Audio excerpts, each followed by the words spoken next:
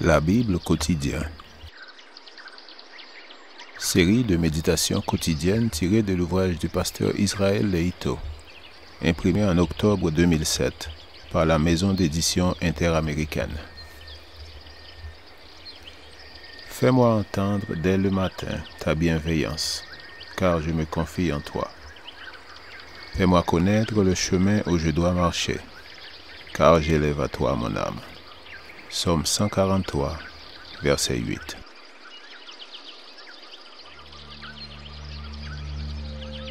Aujourd'hui, le 20 avril, la seule garantie.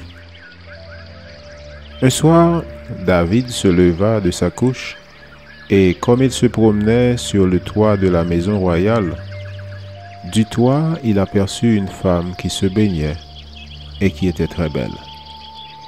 2 Samuel 11, verset 2. On ne peut pas traiter négligemment la tentation. Sans la grâce du Christ, personne ne peut y résister. Le moment de plus grande faiblesse est celui où on se croit invincible et sûr de soi. C'est alors que l'ennemi a le moins de mal à provoquer la chute. Dans la prière modèle, Jésus nous a enseigné à demander l'intervention divine dans les moments de tentation. Ne nous laisse pas entrer dans la tentation. Matthieu 6, verset 13.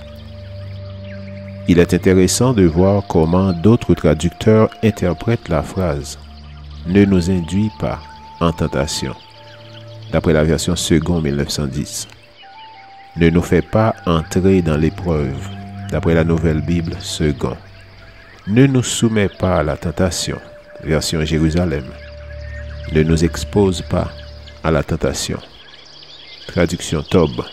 « Garde-nous de céder à la tentation » la Bible du Semeur.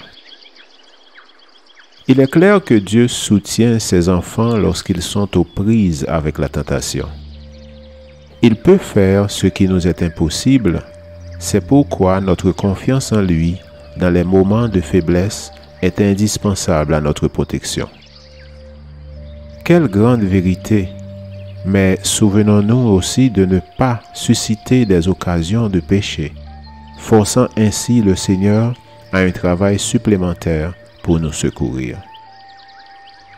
La Bible rapporte d'intéressantes expériences d'hommes qui apparemment se sont rendus là où la tentation était la plus forte.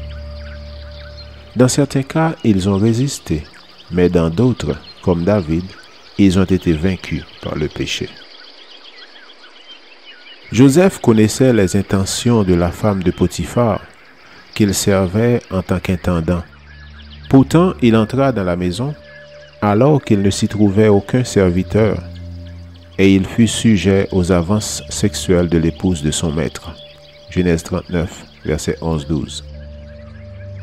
La tentation est toujours cruelle, et on n'est jamais sûr d'être assez fort pour y résister.